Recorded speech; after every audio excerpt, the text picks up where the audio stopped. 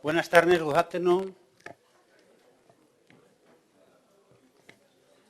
Quisiera trasladarles unas palabras que humildemente no tienen otra pretensión que servir de mera introducción a los asuntos que con mayor profundidad serán tratados en las jornadas de trabajo previstas para estas próximas horas.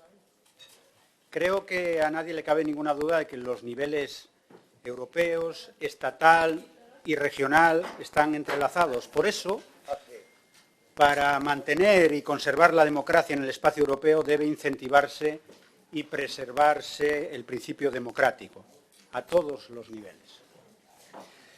La necesaria participación de los parlamentos en la Unión Europea, y digo parlamentos porque creo que es importante no confundir parlamentos con territorios o regiones, parlamentos, deriva indefectiblemente del reconocimiento de su autonomía política.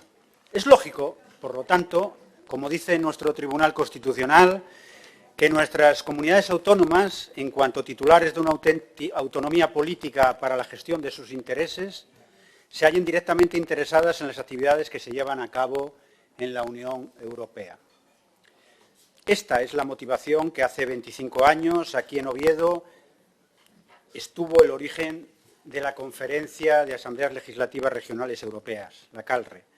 Pues ciertamente cualquier órgano elegido por los ciudadanos y constitucionalmente legitimado para regular un amplio sector de la vida social debería poder participar en los foros de adopción de las decisiones que afecten a dichos sectores, aplicar sus normas y responder de su cumplimiento. El origen de la CALRE seguro que tuvo que ver también con el hecho de que los tratados comunitarios, al menos hasta aquel momento, habían ignorado las entidades político-administrativas, territoriales o estatales, en tanto que agentes jurídicos protagonistas, en tanto que legisladores, y habían puesto el acento en que la Comunidad Europea era una comunidad de Estados.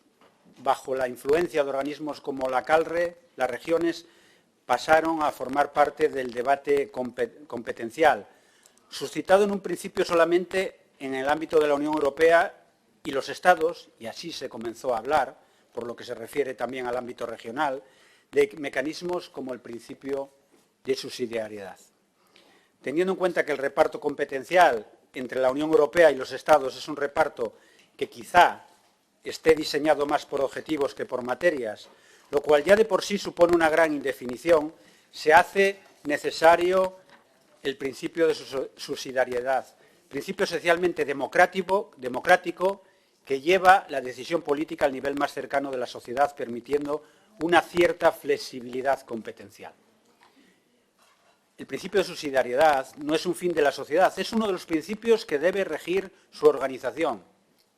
La idea de subsidiariedad, en contra de lo que dicen algunos detractores, no significa pérdida de sentido social ni individualismo. Permite el amparo o intervención con sentido de ayuda, de fomento, pero nunca de avasallamiento o anulación. La subsidiariedad no supone en ningún caso perturbación de la eficacia, sino todo lo contrario.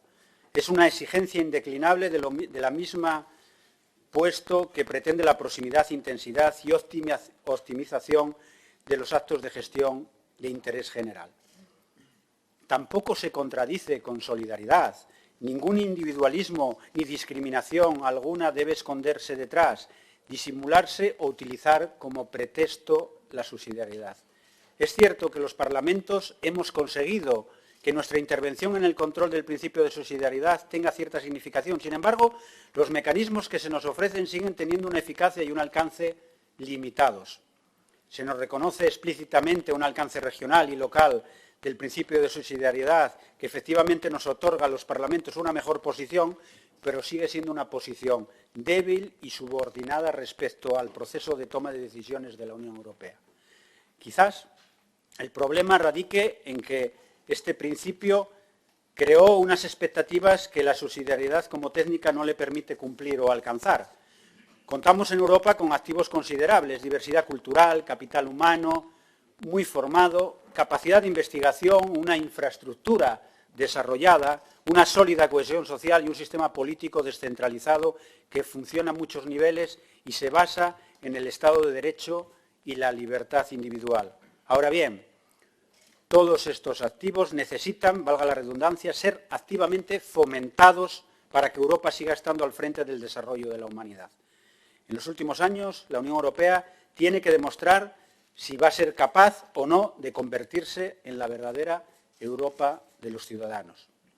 Acomodarnos no será suficiente para que Europa no pierda terreno en un mundo que cada vez cambia más rápido y cada vez es más exigente. Tenemos riesgos, sin ninguna duda, y los principales son de carácter interno.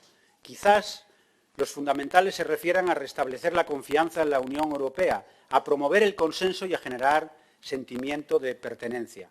Europa debe de ser percibida por la ciudadanía como un mal necesario para convertirse de nuevo en un proyecto compartido de futuro. Estos retos no serán alcanzados sin el concurso de los parlamentos, que a nadie le quepa ninguna duda. La dinámica de cooperación horizontal entre los parlamentos regionales europeos a través de foros como la CALRE permite formar un núcleo básico de consenso a través del cual podemos alcanzar posiciones comunes sobre determinadas materias como el control del principio de subsidiariedad. La CALRE debe continuar siendo, tras estos 25 años de vida, ese necesario instrumento de coordinación homogéneo, ese mecanismo de coordinación regional conjunta que contribuya a establecer una voluntad, cuanto menos mayoritaria, entre las regiones europeas. Debe continuar jugando un papel activo fomentando la aprobación de reformas encaminadas a promover la participación de los parlamentos, apuntando siempre hacia una revalorización del parlamentarismo regional en el proceso decisorio europeo. Los parlamentos regionales somos fundamentales, imprescindibles, diría yo, para reforzar la legitimidad democrática de la Unión Europea. Como imprescindible es también la cooperación entre todos nosotros y nosotras para la construcción de una opinión pública y de un espacio político común europeo. No debemos olvidar que, aunque quizás con efectos prácticos aún modestos, propuestas formuladas por la CALRE ya forman parte del derecho primario, del derecho de la Unión Europea, algo que debe animarnos a continuar por el camino trazado. También debemos ser conscientes, como decía Schuman, que Europa no se haría de una sola vez, sino gracias a realizaciones concretas que crearían, en primer lugar, una solidaridad de hecho. Con organizaciones como la CALRE, los europeos somos, sin duda, un poco más solidarios. Muchas gracias a todas y a todos por su atención y buenas y fructíferas jornadas de trabajo.